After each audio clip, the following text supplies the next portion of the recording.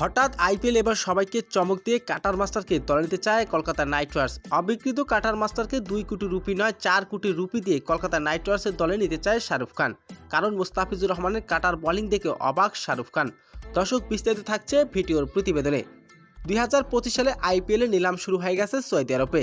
24 ও 25 2 দিনব্যাপী এই নিলামে প্রথম দিনে বাংলাদেশের কোনো ক্রিকেটারদের নাম তোলানো হয়নি। তবে ভক্তদের মনে আশা ছিল এবার দল পাবে বাংলাদেশের কোনো ক্রিকেটার।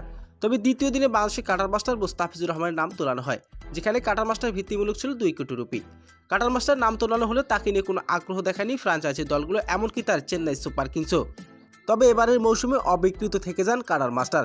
তবে হঠাৎ এক দারুণ সুখবর দিলেন কলকাতা নাইট রাইডার্স। মুস্তাফিজুর রহমানকে 2 কোটি ভিত্তি নয় 4 কোটি ভিত্তিমূল্যে এবার দলে নিতে চায় কলকাতা নাইট রাইডার্স।